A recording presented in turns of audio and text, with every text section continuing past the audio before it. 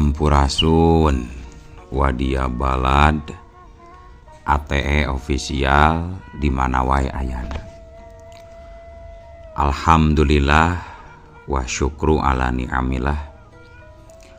Kalayan diwuwuh ku qobul anu maha agung, dibarengan ku pangijabah anu maha kawasa, diiring ku kadeudeuh hanya Gusti anu maha suci.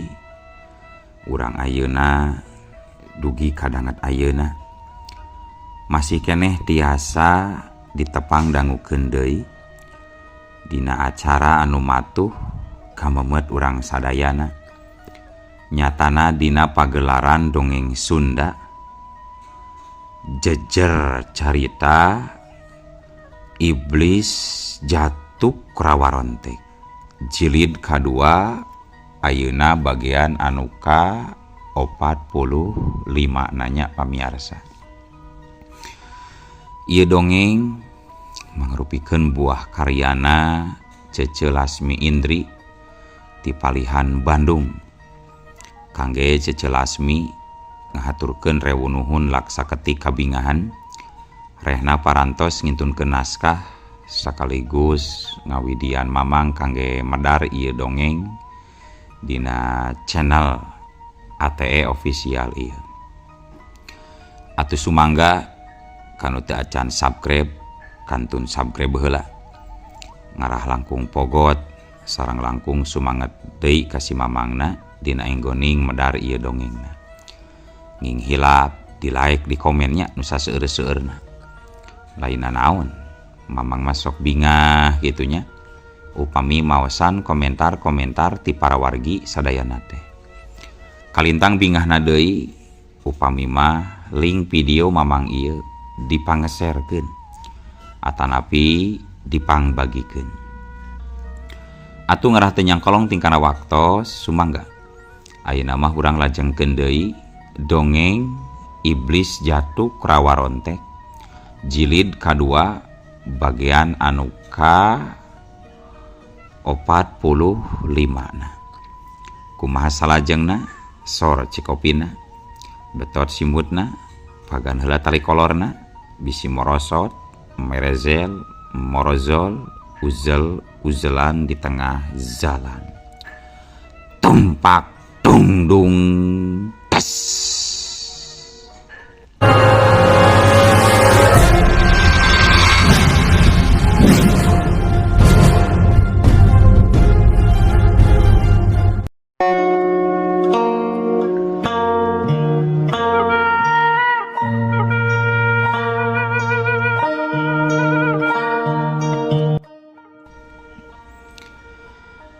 Para wargi sadayana sedengkeun di tempat anggang ti wewengkon Panjalu katempo harita aya 3 urang jawara keur ngariung. Di antarana aya Ki Walang Tapa, Nyi Sampir jeung Kirai Getih. Tiluanana katempo keur babadamian.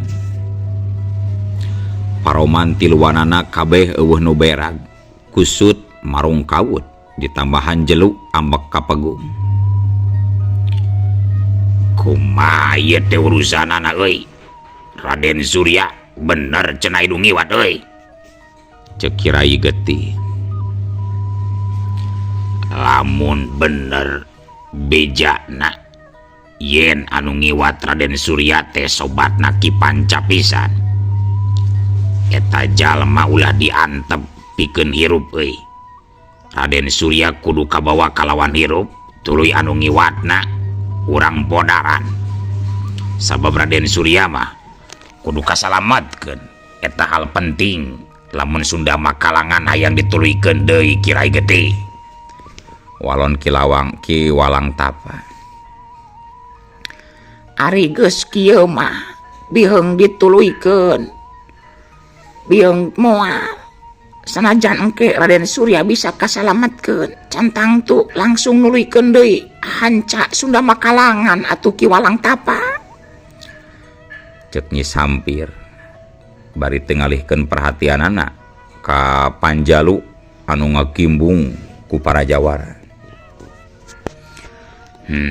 Bejana cenah sobatna Ki Panca teh nya anu sok mamake tergosideung anu ngaranna Ki Jalak Harupat. Eta manehna pernah nyieun mundur jalma anu nyieun kaributan di alun-alun Panjalu teh. Nah bener eta teh Nyi Sampir, tanya Ki Walang Tapa. Nya cenah samalah Nai Bubu Jelantik meh-mehan binasa teu kuat ngalawanan jalma anu nyieun kaributan. Tapi nalika dilawanan ku si tergosideung mah anu ngaran Jalak Harupat, eta jalma anu nyieun kaributan teh nepi ka dijieun mundurna cenah Ki Walang Tapa. Walon Nyi Sampir. Lamun bener bejana seperti gitu, ngandung harti si Jalak Harupat anu sok mamake tergosideung teh mibanda ajen pangarti anu lain hana pandat. Tepat nama pangartina aya di saluhureun tua adat balik Nai Bubu Jelantik meureun Nyi Sampir, cek Ki Walang Tapa. Cuy, eta mah kakarak beja atuh Ki Walang. Ting nyating wadul ngaran beja mah. Ngan dina nyana oge dewek pasti bisa nyangkalak eta mangkluk. Di Sunda makalangan dewek kakarak mintonkeun aji weduk karang wungkul. Can sempet ngaluarkeun ajian tutungkusan dewek anu katelah ajian rengkah gunung deuleu Ki Walang. Cek Kirai Getih pinuh ku rasa percaya diri. Ki Getih ye sing inget Nai Bubu nalika ngalawanan jalma anu nyieun kaributan di alun-alun teh kuat ka sakarat. Pan kasaksian manehna digarotong dibawa ka imah Raden Surya. Jadi nilai kitu si Jalak Harupat anu bisa mukul mundur jalma nyieun kaributan lain jalma sembarangan meureun Kirai Getih, selang Nyi Sampir. Halah, lain Nai Bubu lain dewek deuleu Nyi Sampir, beda jalema beda pangabisa. Saksian we ku Randika duaan ulah disebutkeun dewek Kirai Getih lamun teu nepi ka bisa ngabinasa mangkluk anu make tergosideung anu katelah si Jalak Harupat. Sanajan manehna kaitung lain jalma sembarangan, tetap moal bisa nembus aji weduk karang dewek. Komo lamun dewek geus ngaluarkeun ajian rengkah gunung, eta jalma bakal ngalebu moal nyesakeun salembar buuk oge. Walon Kirai Getih rada tarik nyaritana, bari dangah-dangah wae. Soal si tergosideung pun urang tinggalkeun heula. Ayeuna kumaha lamun teh masih Andewi bener-bener datang ka Panjalu, rek kumaha si kepurang tiluan Ki Walang Tapa Kirai Getih, tanya Nyi Sampir bari rutret. Lamunnya si Andewi bener-bener datang ka dieu, nya sakalian we urang perenan bungan lengle kaleket datang ka dieu.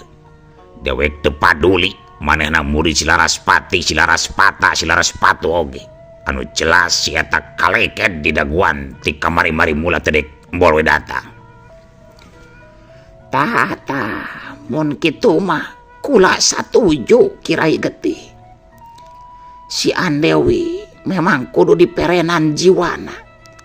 Sabab kalung giok apanan aya di manehna, nya urang hurup ikut tiluan urang rebut, cek Nyi Sampir. Nya bener, satuju kula satuju. Kitu eusi obrolan Ki Walang Tapa, Nyi Sampir jeung Nyi Rai Getih waktu harita.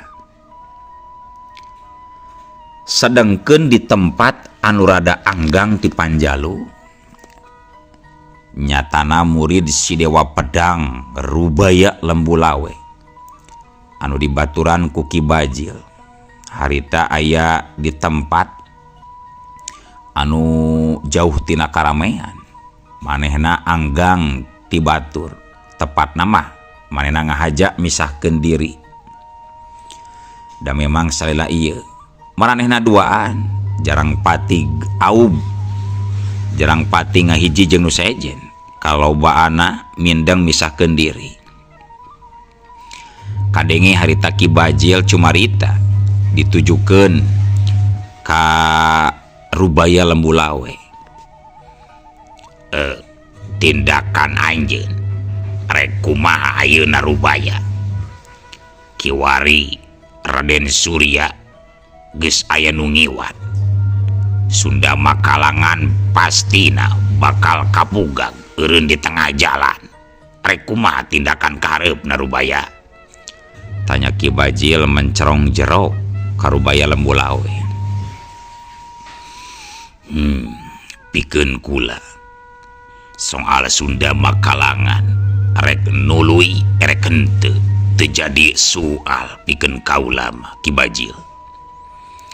Kula moal pipilueun ngamuk murang maring jiga batur. Walon Rubaya Lembu Lawe teteg tandas. Ari soal jawara pada ngamuk murang maring memang wajar Rubaya. Meureunnan asa teu dihargaan ku pihak rengrengan anu ngayakeun Sunda Makalangan. Ngan soal anjeun ayeuna rek kumaha pipetaeun kahareupna Sunda Makalangan yakin moal bisa dituluykeun narek balik atawa kumaha ieu Rubaya? Ceuk Ki Bajil menta ka tandesan. Pan saanggalna oge kukula geus dibejakeun ka Ki Bajil. Jauh-jauh di jugjug anggang-anggang di teang kula nincakeun suku di tatar Pasundan ninggalkeun tatar wetan. Eueuh deui tujuan utama kula kupeda ayana si Andewi murid Laraspati lain ngudag-ngudag Sunda Makalangan. Jadi tetep anjeun rek nungguan si Andewi datang. Nya kula memang rek ngadaguan si Andewi datang nepi ka Irawai oge. Kula teu kabita ku Sunda Makalangan. Kula teu kabita ku umak amukna di Panjalu. Anu jadi kabita kaula hayang jajal ilmu. Hayang panang tuan tarung adu jurus pedang antara kula jeung si Andewi. Kula salaku murid si Jalakumpai jeung si Andewi muridna Laraspati kudu kacumponan. Ieu pikeun ngabuktikeun jurus pedang nu mana anu jadi lulugu ilmu pedang nomor wahid di sajagat raya ieu. Kitu tak Ki Bajil. Oh, jadi anjeun rek tetep boga pamadegan. Anjeun tetep boga kayakinan lamun harita Ki Jalakumpai nepi ka ajal teh ngahajang ngelehan ke Laraspati? Tanya Ki Bajil. Nya Ki Guru Jalakumpai nalika keur adu hareupan jeung Laraspati memang nyelehan jurus pedang kutukan Supata Jaran Sukma milik Laraspati ngan samet dilawanan ku jurus Jisang Sasendra milik Ki Guru. Ki Guru teu nepi ka ngaluarkeun jurus Jisang tingkat Senbadra. Jadi wajar lamun Ki Guru Jalakumpai nepi ka hanteuna binasa paragat nyawa ku Laraspati. Da sabab Ki Guru henteu ngaluarkeun jurus pamungkasna. Tutur Rubaya Lembu Lawe ngajelaskeun ka Ki Jalak. Oh, lamun anjeun keukeuh rek ngadaguan Andewi nya teu naon. Kula siap maturan ka mana wae anjeun lumampa. Ceuk Ki Bajil ngasongkeun jasa ka Rubaya Lembu Lawe. Nya syukur atuh ari Ki Bajil boga pamadegan kitu mah. Hayu Ki Bajil rek ngilu maturan teu naon ngan umat Ki Bajil. Di mana engke lamun derna tarung antara kula jeung si Andewi. Ki Bajil pepeujeuh ulah rek pipilueun. Rek kula anu kadese atawa nepi ka elehna atawa nepi ka binasana. omat Ki Bajil ulah pipileun kula hayang tarung jeung si Andewi sacara sinatria hayang tarung nangtukeun sikap na ilmu pedang jisang anu hebat atawa ilmu sabetan jaran goyang bayangan sukma milik Andewi. Cek Rubaya Lembu Lawe tandes. Sabenerna kula teh aya ganjelan seeutik. Pikeun kula soal pedang jisang soal jurus pedang jisang gitu Rubaya aya penasaran seeutik. Cek Ki Bajil ngalih kana bahasan anu sejen. Ganjelan jeung penasaran soal naon Ki Bajil? Kieu jurus anjeun teh pan make jurus pedang. Terus anu jadi pertanyaan kula teh ari pedang jisangna di mana? Geuning tara ka tembong aya pedang dibawa ku anjeun Rubaya. Soal eta. Kieu ya Ki Bajil. Ari nu ngaranna pedang di mana-mana oge pasti ngabogaan warangka, bener henteu? Nya bener kitu pisan. Setiap pedang nya pasti aya warangkaan, aya sarangkana lah. Da ilaharna memang kitu ari pedang mah, akur jeung bedog. Tembal Ki Bajil nganyakeun. Pedang kilat maya aya warangkana. Pedang kilat beraja boga warangkana. Pedang Sutasoma aya wadahna. Pedang Andar aya oge warangkaan. Nya kitu di pedang Naga Puspa akur aya wadahna. Nya kitu oge pedang Naga Runting akur aya. Kabeh aya warangkaan. Tah pedang jisang oge sabenerna mah aya warangkana. Oh, pedang jisang teh aya warangkaan. Nah di mana warangkana pedang jisang jeung di mana pedang jisang ditendeuna? Lamun Ki Bajil hayang apal di mana pedang jisang disimpen jeung di warangkanana, tah di dieu ye dina uratna di kaula ieu teh mangrupakeun warangka tina pedang jisang deuleu Ki Bajil. Walon Rubaya Lembu Lawe bari nunjukkeun kana uratna di leungeunna. Oh gitu. Jadi maksudna Andika teh pedang jisang disimpen dina urat nadi gitu. Nya bener di dieu pisan pedang jisang kukula diwarangkaan. Terus eta pedang jisang bisa dipesat teu sina hadir atawa sina ngawujud bisa teu?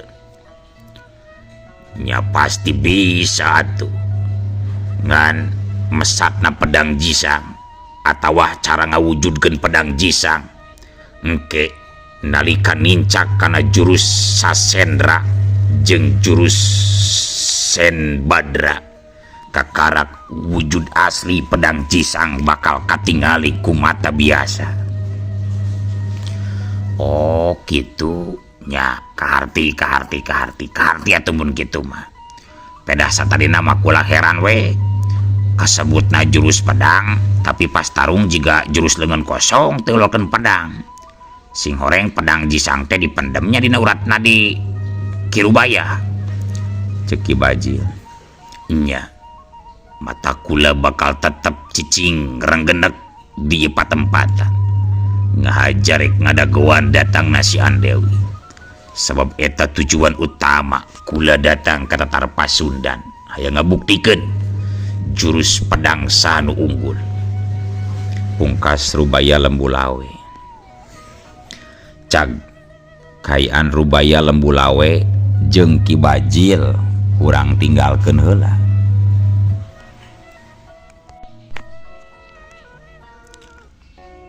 Ayeuna urang caturkeun jalma anu keur dianti-anti kadatanganna ku Rubaya Lembu Lawe. Nyatana Andewi. Satu tas ngelehkeun nyigin-gin Sabenerna Andewi teu waka langsung indit nuluykeun lumampah nuju ka Panjalu. Manehna ngadon nambaan heula Nyi Gin-gin anu kabeunangan ku sabetan pedang manehna. Menang sabaraha kali Nyi Gin-gin ditarekahan, diubaran ku Andewi. Antuk nama kaya Nyi Gin-gin rada jag-jag belejag deui.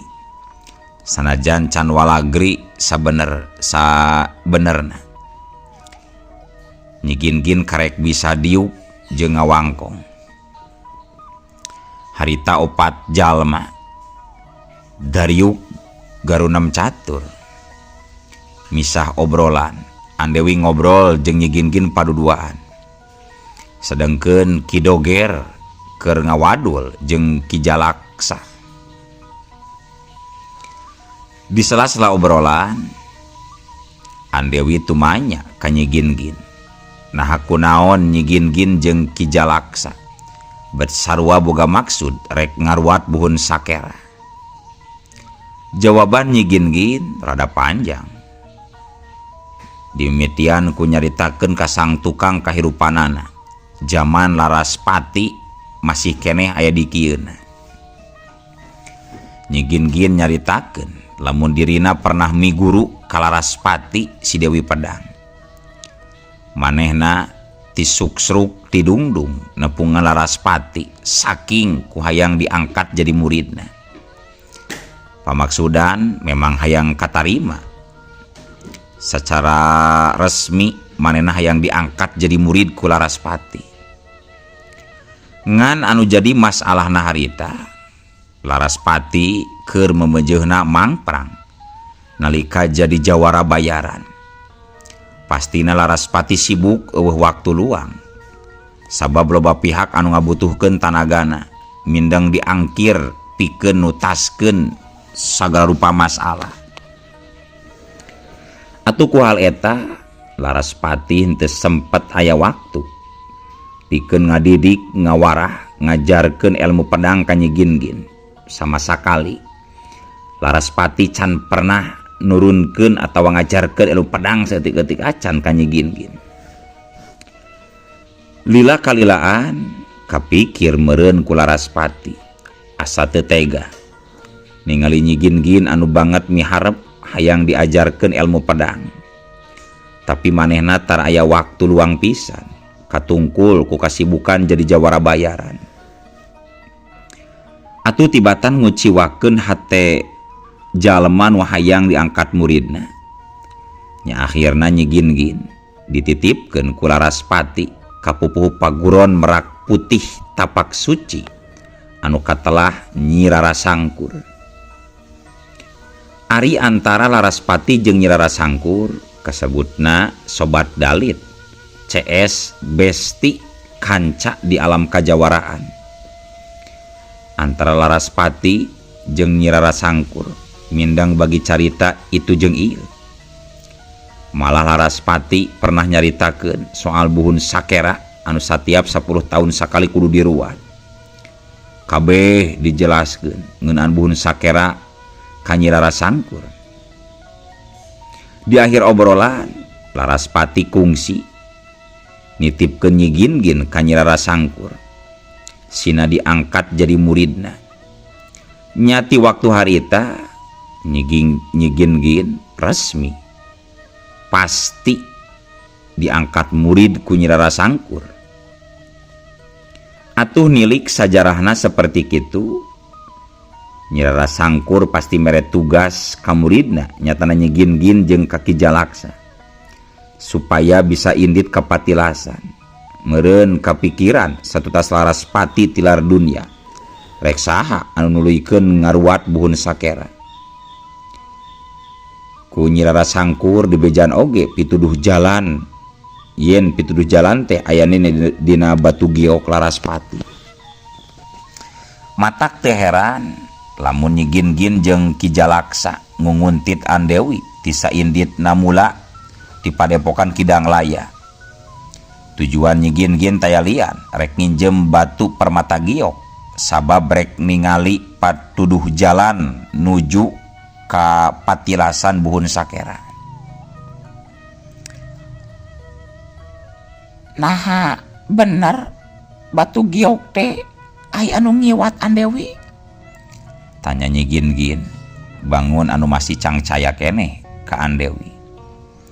Haduh, nya kudu sabaraha kali atuh kula ngabejakeun. Batu giok memang aya nu ngiwat Nyi Gin-Gin. Keur naon kula ngabohong barina oge. Komo sanggeus dibejaan pituduh jalan ka patilasan eta aya di dina batu giok. Moal mungkin kula nyebut-nyebutkeun batu giok atuh Nyi Gin-Gin. Cek Andewi tandas. Saha mangklukna cenah anu geus ngiwatna Andewi? Teu salah mah jalmana ngakukeun ngaran Dewi Cempaka. Batu giok dipaling secara licik sacara rancepan ku manehna. Lamun seug kula panggih jeung jalmana, sakali oge kula moal pernah mere ampun ka eta jalma.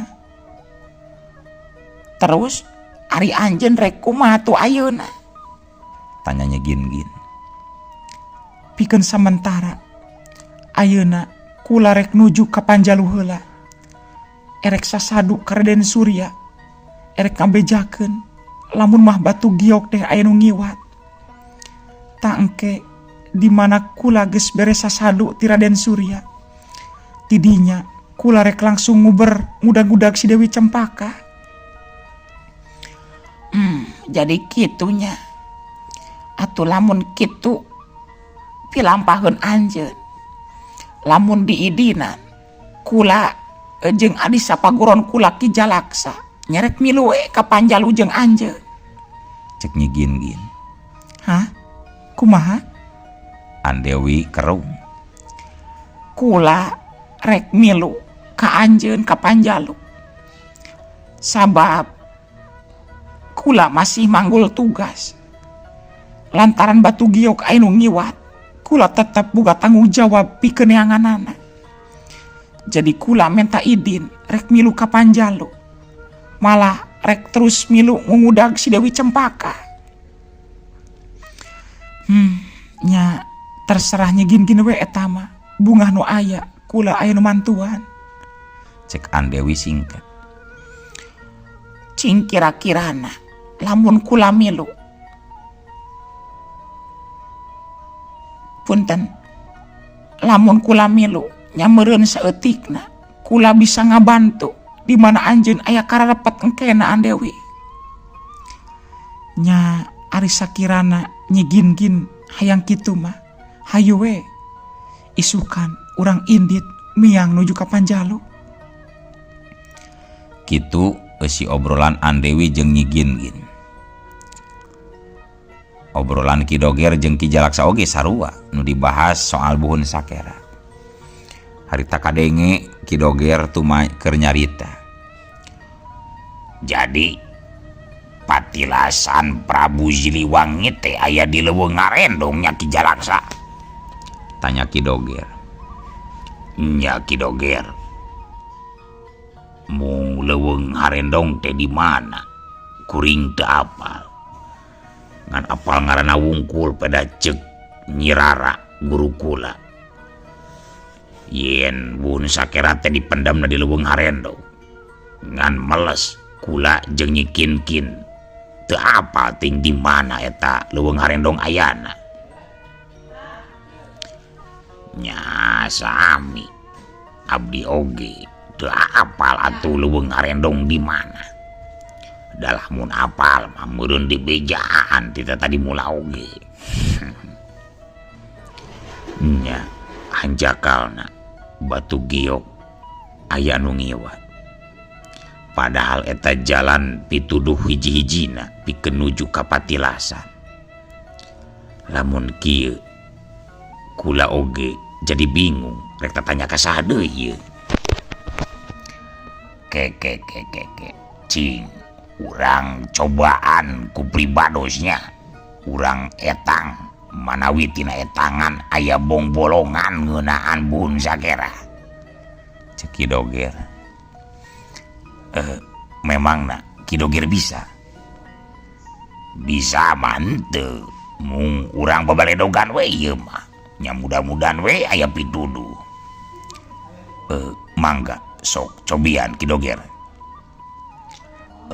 Buhun Zakera, buhun hitunganana 2 juta, Sakera hitunganna 500, jadi 2 juta jeung 500 jumlah jamle jeung nu jeble jadi 2 juta satengah. Dewe ngarendong hitunganana 315 kitu ta Ki Jalaksa.